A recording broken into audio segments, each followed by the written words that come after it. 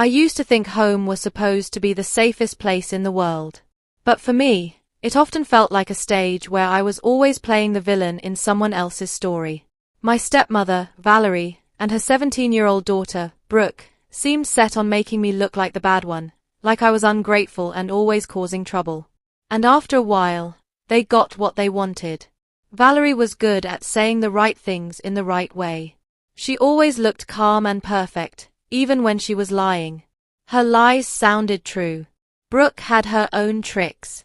She'd roll her eyes at me, give these little smirks that hurt just enough, and then act all sweet and innocent when my dad was around.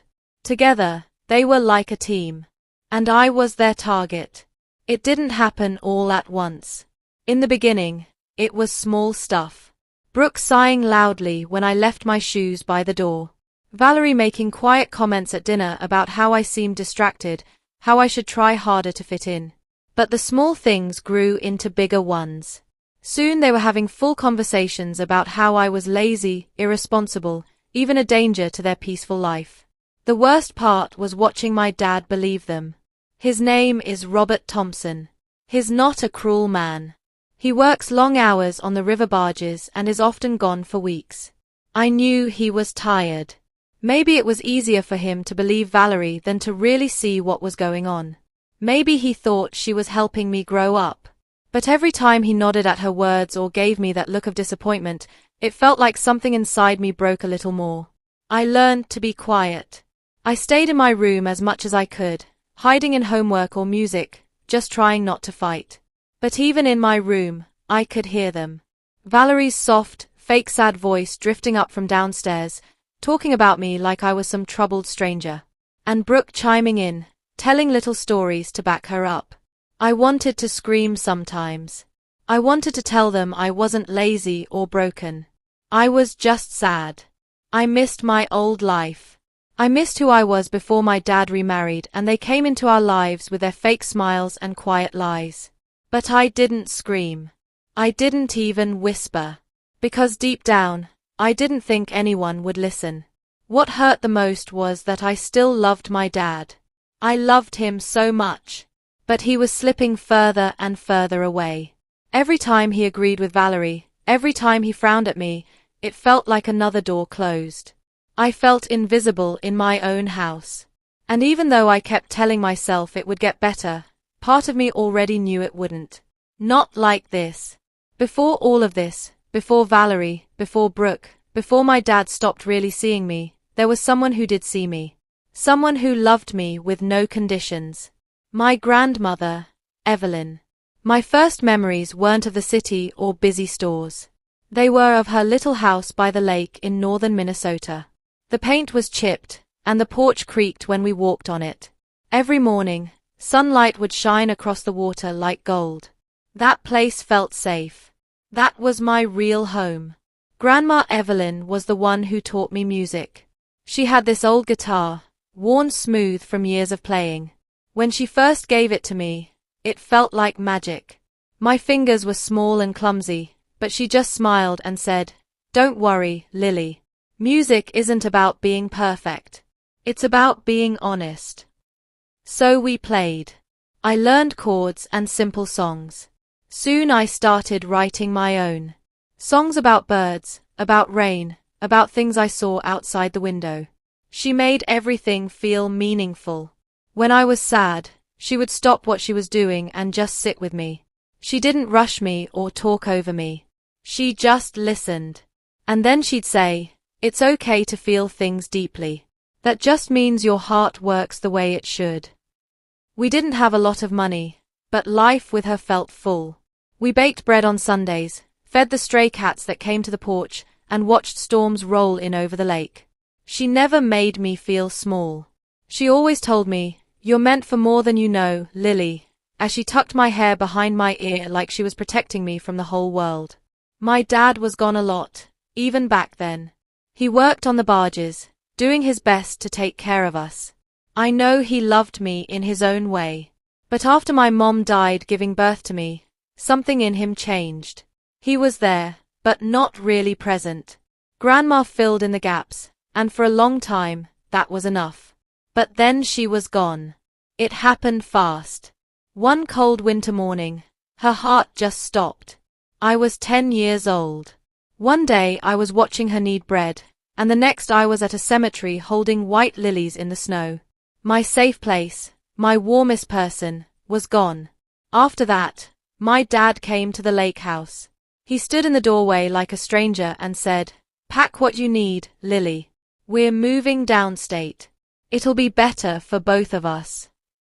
Better. That's what he said. But leaving that house didn't feel better. It felt like losing the only place I had ever really been myself. I packed my guitar, my notebooks full of songs, and left behind the only place that had ever felt like home. I hoped things would be okay. I hoped moving in with my dad would be a fresh start. But I was wrong. After Grandma died, it felt like the world went quiet. Everything was colder, emptier. And now, even years later, I still miss that house, that porch, and the woman who made me believe I was enough, just as I was. The thought of starting school in the city, where no one knew me, and living with a dad who felt like a stranger, it made my chest feel tight. But I didn't argue. I was too young and too sad after losing Grandma to fight back. So I packed my guitar, my notebooks, and Grandma's photo album. We left that same afternoon. I watched the lake disappear behind us in the rearview mirror, like a dream fading at sunrise. The city was nothing like the lake. It was busy, loud, and crowded. People didn't look at each other. They rushed past like you weren't even there. The apartment we moved into smelled like fresh paint and someone else's cooking from downstairs. It had white walls, clean carpets, and no memories. No warmth. At first, Dad tried. He looked nervous having me with him full-time now. He asked about school, made simple meals, and even bought me a new winter jacket. But there was always a space between us, like he didn't know what to do with me, like I didn't quite fit. When he talked about going back to work on the river, his eyes lit up in a way they never did when he talked to me. Then Valerie came along. I met her for the first time at a coffee shop near our apartment. She looked perfect, shiny hair, stylish clothes, and a warm smile that felt practiced. She said all the right things. She asked about school, complimented my guitar case, and smiled like she really cared. For a moment, I thought maybe this wouldn't be so bad. Maybe we really could be a family. I didn't know how quickly things could change, or how fast someone could take the little trust you had left and turn it into something painful. When Valerie moved in, everything changed. She wasn't just nice, she was smart about it. Every smile seemed timed just right. Every kind word felt planned. It was like she was playing a role, the perfect stepmother. And for a while, I believed it. She and her daughter Brooke showed up with fancy bags, designer purses, and a strong presence that filled up the apartment. Valerie said she was here to help Dad and support me through the change. Brooke, who was 17 and dressed like she belonged in a magazine, gave me a quick look and smiled like she already knew everything about me. "Cute guitar," she said. "Maybe you can teach me a chord or two sometime." It sounded friendly. And at first, it felt friendly. For the first few weeks, things felt almost okay. Valerie took me shopping, saying I needed clothes that matched who I was becoming. She complimented my hair, gave me makeup tips, and invited me to sit with her while she worked on her laptop. She'd ask about my homework. Brooke acted like a big sister. She showed me how to braid my hair in different styles and shared her favorite music with me. I thought, maybe this is what a family is supposed to feel like. One Saturday morning, Valerie walked into my room with a cup of tea. She sat on my bed and said softly, "I know this hasn't been easy. Losing your grandmother, moving here, starting a new school. But we're going to make it work, okay? We're all women here. We need to stick together." For a brief moment, I felt like maybe she really saw me. I even smiled. But little cracks started to show, and I barely noticed them at first. Valerie's compliments turned into suggestions about how I should carry myself better, how I should be more thankful to my dad because he works so hard. Brooke's friendly tone started to change, too. Her jokes about my clothes or my music started to sting. But I kept hoping it was just part of adjusting, that it would pass. My dad seemed happy.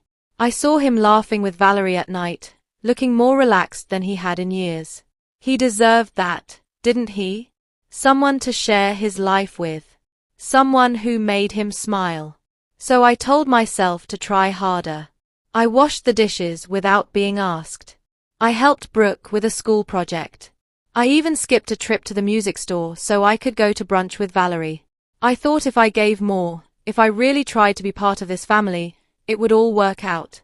But I didn't realize that what I thought was bonding was just the beginning. The setup before everything changed.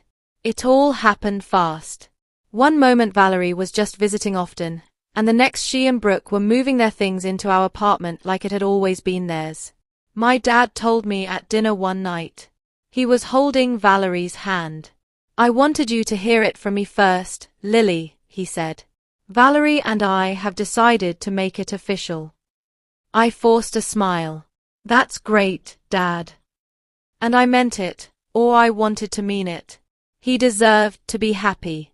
If Valerie made him happy, then maybe I could learn to be okay with it. At first, nothing seemed too different. But that didn't last. Valerie's kind tone slowly changed. Her advice turned into quiet criticism. "Maybe you should keep your hair out of your face. It looks messy." Or, "You spend too much time with that guitar. Shouldn't you be focusing on something more useful?"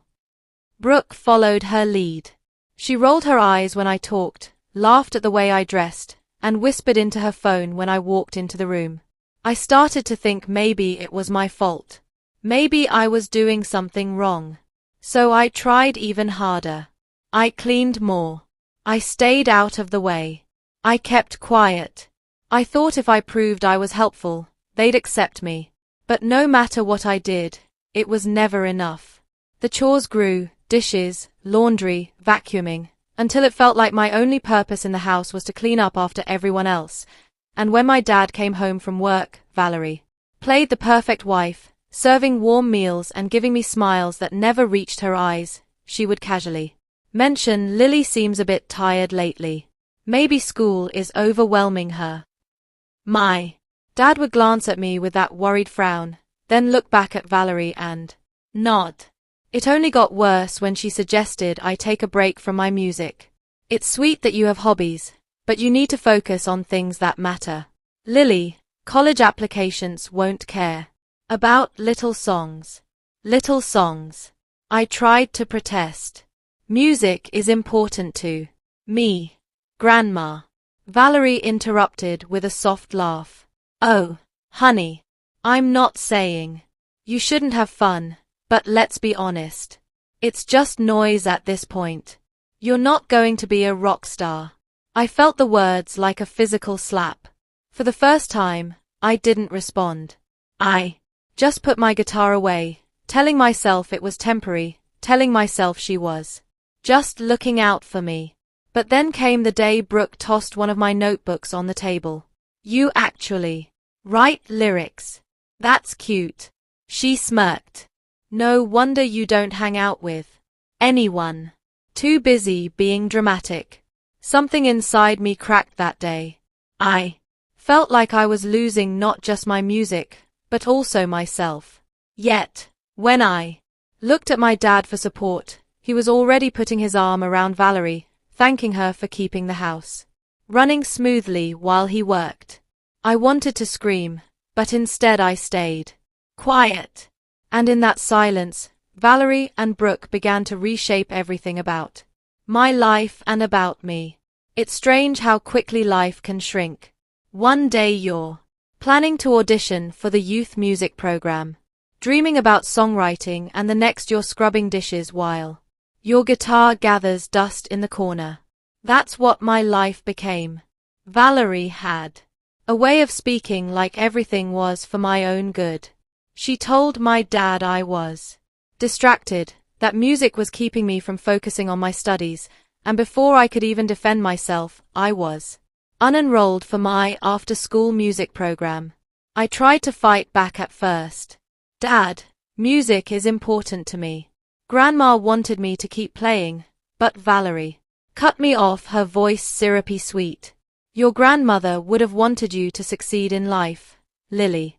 A good education. A proper career.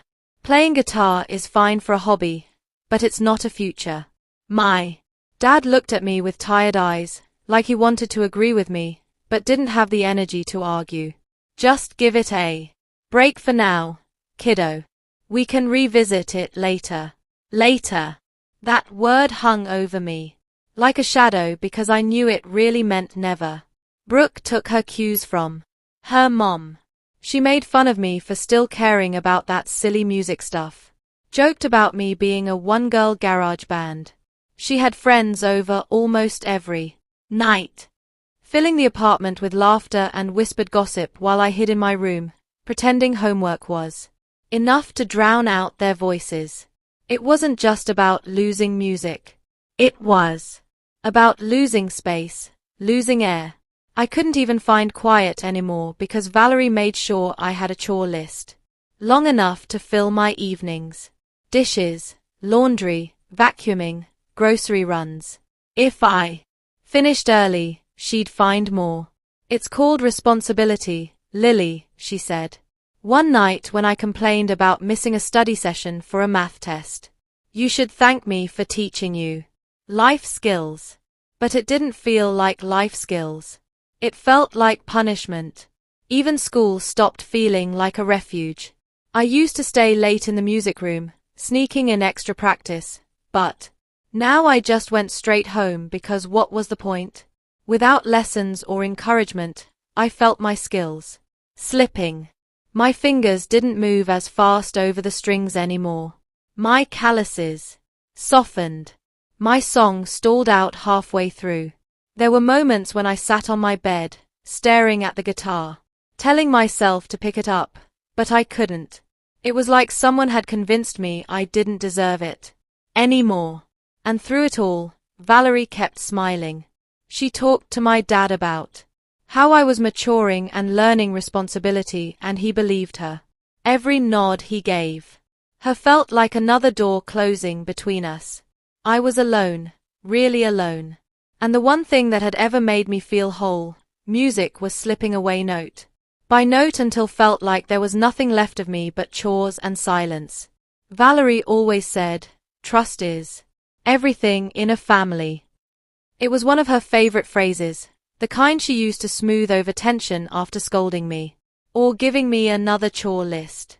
But one night, as I passed the kitchen on my way to my room, I heard something that made that phrase ring hollow forever. Her voice was soft, low, and laughing in a way I had never heard when she spoke to my dad. You don't have to worry, Jason. He has no idea. Jason. I stopped in my tracks, pressing my back against the wall so she wouldn't see me. There was a man's voice, too, muffled, but clear. Enough. You sure you can keep it up? I don't want drama. Valerie chuckled. Again. That silky tone she never used on anyone but him. Relax. Robert's never around long enough to notice. And Lily, she wouldn't dare say a word, even if she did suspect something. My chest tightened. My ears buzzed. I didn't know what to do. I wanted to run in there and scream to call my dad right then, but something inside me froze. What if no one believed me? What if this somehow got turned against me the way everything else always did? That night, I lay awake staring at the ceiling, my mind spinning. Images of Grandma flashed in my head, how she always told me, Lily, truth has a way of coming out, even when people try to bury it. But how could I make anyone see what I'd heard? The next morning, Valerie acted like nothing happened. She made pancakes, complimented my hair, even asked about a science quiz I had. The hypocrisy made me feel sick.